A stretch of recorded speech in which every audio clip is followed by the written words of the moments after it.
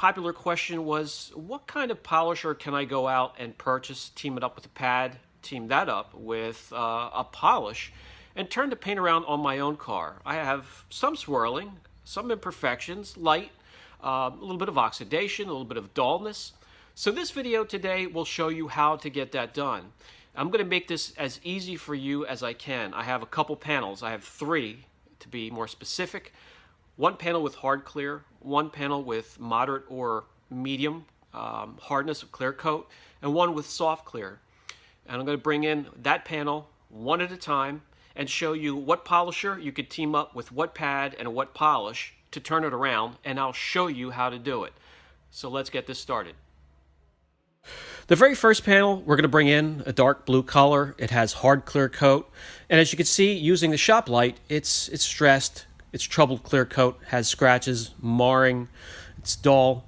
So let's team it up with something you can easily find at an Advanced Auto Parts store. This is the Griot's Garage G6. I don't know if I can get this to focus or not, but this polisher here is an entry-level polisher, only an 8mm throw. Won't get you into trouble, about $149, and you can pick it up. Team that up with this Eurofiber pad here. This is a 50% cutting, 50% polish fiber pad. Team that up with 3D1 here. You've seen all of these in dedicated videos or showcases, and you can refer back to them if you want to see them individually, but let's put them together as a team. And since I have a piece of masking tape right down the middle of that troubled area, let me correct this and show you how to do it and show you the results from this team on hard clear coat.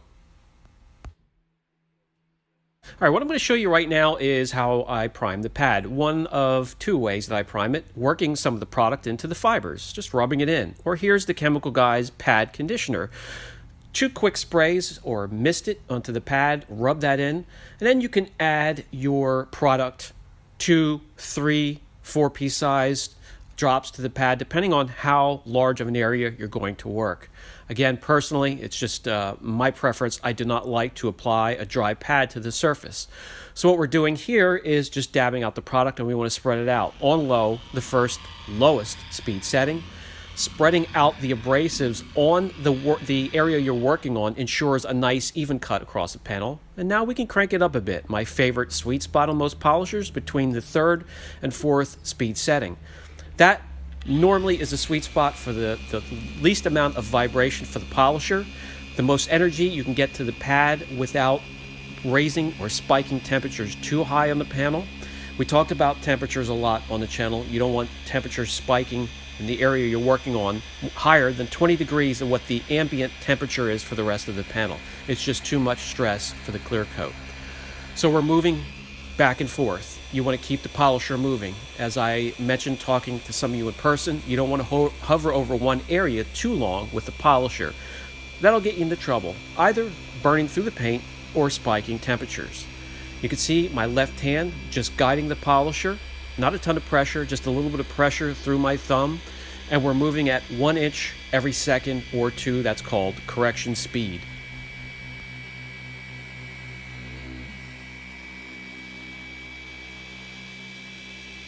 Let's quickly talk about the Eurofiber pad we have attached to the polisher. 50% cut, 50% polish fibers.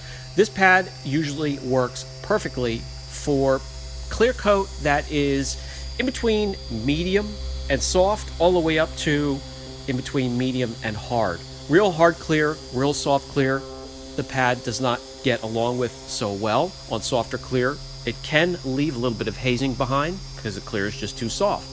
You'll have to adjust using a different pad, and we'll talk about that later.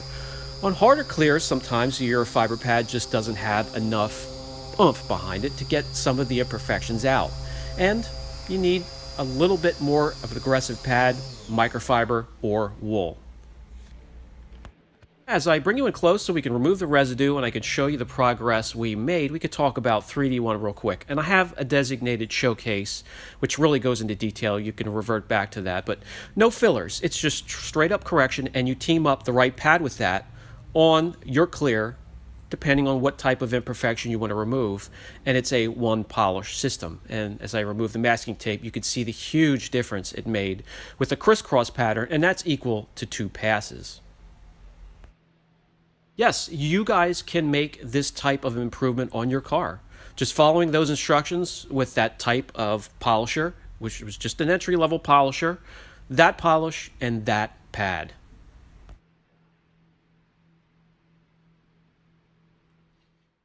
Very good. Away with that panel, and in comes the panel with clear coat that has medium hardness or moderate hardness. It's right in the middle. Again, stressed.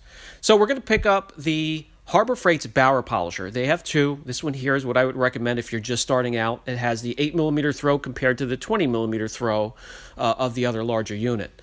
Now you could use the Eurofiber again, but I want to show you a different pad. This is from Buff and Shine. This is a beefy polishing pad right in the middle, perfect for this situation, and we'll team that up with Turtle Wax Hybrid Solutions, ceramic polish, and wax. This particular team is incredible for clear coat that has medium or moderate hardness.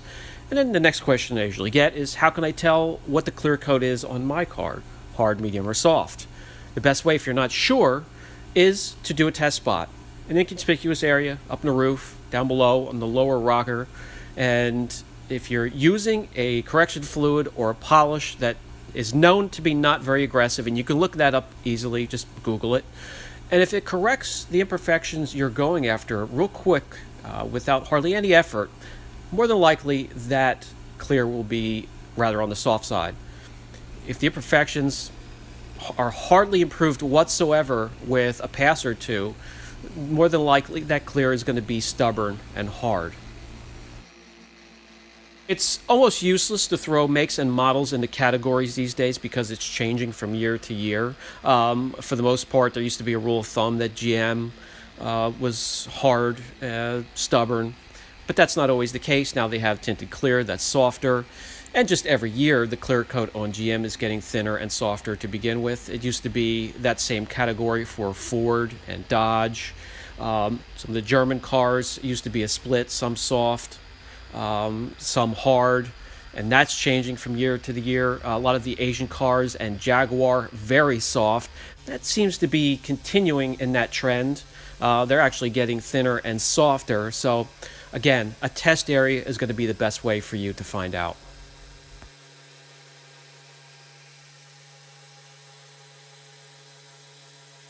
Okay, this combination, let's start with the polisher. Again, another 8mm throw entry-level polisher, pretty much exactly like the first one, just different internal components.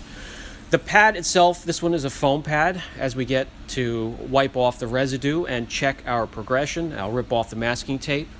So that's a foam pad. It's perforated, so it has airflow, keeping the surface cool. That's something important. And that's teamed up with the Hybrid Solutions polish and wax. That already has protection in it.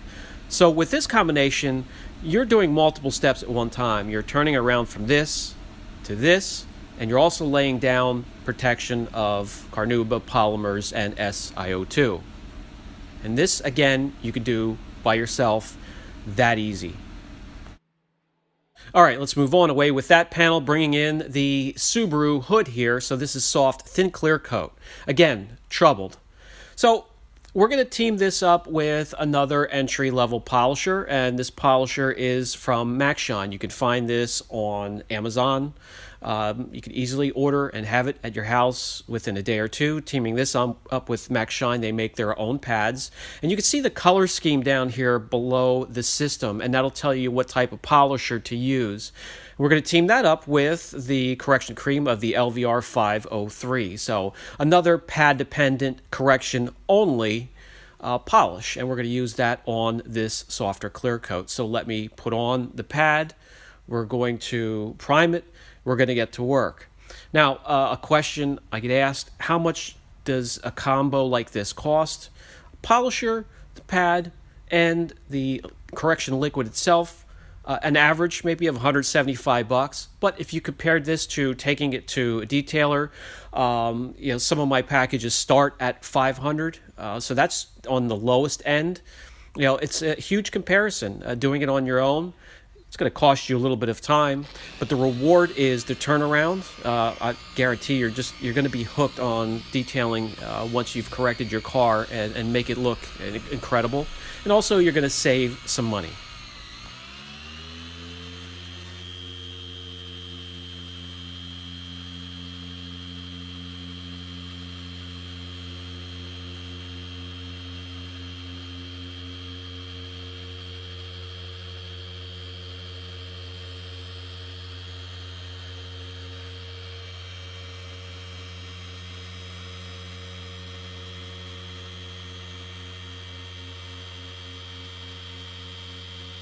I'm hoping this gives you the best view of what I'm doing and how to do it. Just cleaning out your pads before you jump to the next panel, at the very least. I like to do pad cleaning in between every pass, keeping the pads clean, keep them effective. I have my own customized pad cleaning cabinet, but all you really need is a pad cleaner and a brush, and then wipe it off with a microfiber, an old junky microfiber.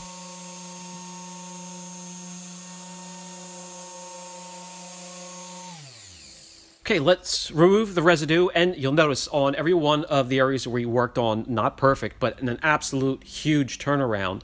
If you need to go over it and do one more pass, go ahead. I would normally stop right there. You don't want to shave too much clear coat. Remember, clear coat is only 2 mils thick, and that's if the manufacturer was generous, and that doesn't happen very often these days. So if you kind of take a look at how thick or thin the wrapper is on a pack of gum, the plastic sheathing on the outside.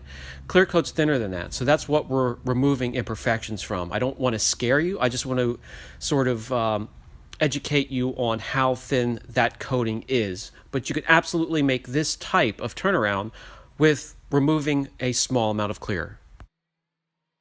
All right, guys, so I believe that's going to help get you started. If you have any questions whatsoever, once you purchase the right polisher, pad, and polish to go with the clear coat that's on your car and match it up with the imperfections that you want to remove, just ask down in the comment section. I'll get back to you, or you can also reach me through my email, and I'll try to remember to pin that down below in the comments section as well. This has been Brian from Apex Detail. Catch you in the next video.